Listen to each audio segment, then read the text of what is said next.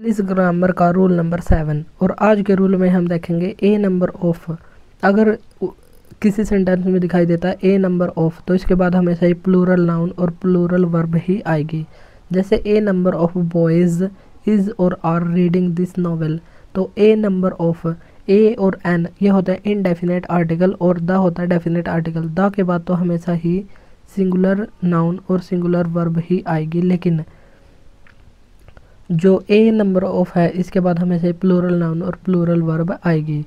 जैसे ए large number of applicants has applied, तो ए large number of या ए नंबर ऑफ इन सभी के बाद आएगी प्लूरल नाउन और प्लूरल वर्ब। तो एप्लीकेंट्स है तो यहाँ पर हैज़ नहीं, हैव का हैव आएगा।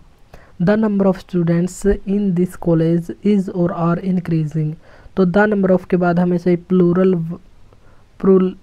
तो नाउन आएगा और सिंगुलर वर्ब आएगी।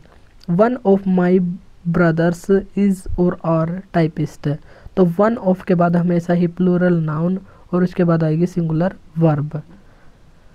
चलिए तो हम इन रूल्स को एक बार और देख लेते हैं। ए लार्ज नंबर ऑफ के बाद प्लूरल नाउन और प्लूरल वर्ब आएगी। ए ग्रेट नंबर ऑफ के बाद भी प्लूरल नाउन और प्लूरल वर्ब आएगी। और द नंबर ऑफ के बाद प्लूरल नाउन और singular verb. The definite article है। वन ऑफ के बाद प्लूरल नाउन और सिंगुलर वर्ब। तो a number of, a large number of, a great number of, इनके बाद हमेशा ही प्लूरल नाउन प्लूरल वर्ब। और द दिखाई दे जहाँ पर, तो वहाँ पर प्लूरल तो नाउन होगा लेकिन सिंगुलर वर्ब। और वन ऑफ, वन हो जहाँ पर भी वन ऑफ तो यहाँ भी प्लूरल नाउन और सिंगुलर वर्ब आएगी। तो ये दो हमको रखने हैं ध्यान।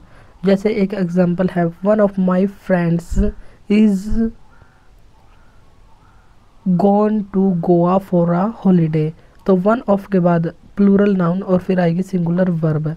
और यहाँ पर है एक होता है हमारा एक्टिव वॉइस और एक होता है पैसिव वॉइस। जैसे ये हमारी हेल्पिंग वर्ब है इज़, एम, आर, वाज, वर।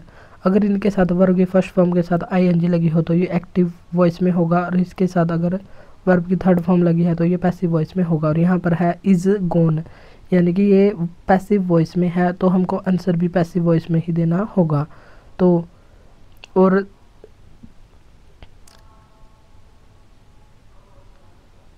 यहाँ पर हैज़ गोन हमारा राइट आंसर हो जाएगा। तो इज़ गोन नहीं बल्कि हैज़ गोन हमारा राइट आंसर होगा। जैसे he is reading a book, तो he is reading a book ये बिल्कुल सही है। और a letter is written by her, तो ये है एक्टिव वॉइस में। जैसे इज़ के बाद वर्ब की फर्स्ट फॉर्म के साथ आईएनजी लगा है और a letter is helping verb है और उसके बाद हम लगी है थर्ड फॉर्म, तो ये पैसिव वॉइस होगा। नेक्स्ट एग्जांपल है, the number of students attending their classes is और are constantly decreasing in our university, तो द नंबर ऑफ के बाद प्लूरल नाउन और सिंगुलर वर्ब। तो ये प्लूरल नाउन है यहाँ पर द नंबर ऑफ के बाद में और यहाँ की वर्ब होगी singular. One of the major challenges he faced during his undergraduate days were और was the shortage of money, तो वन ऑफ के बाद प्लूरल तो नाउन आएगा लेकिन सिंगुलर वर्ब। तो यहाँ पर है मेजर चैलेंजेस, ये है नाउन और ये है प्लूरल नाउन। और अगर हम को ऐसे भी देखना है कि ये वर्ब इतनी दूर कैसे आई, तो वन है हमारा सब्जेक्ट और ऑफ है हमारी प्रीपोजिशन के बाद आता है ऑब्जेक्ट। फिर ये आया सब्जेक्ट और सब्जेक्ट की आई वर्ब, तो सब्जेक्ट के साथ वर्ब यहाँ पर इसका काम यहीं पर ख़त्म हुआ। और हिज अंडर ग्रेजुएट डेज, तो इसका जो ऑब्जेक्ट है वो यहाँ तक रहेगा।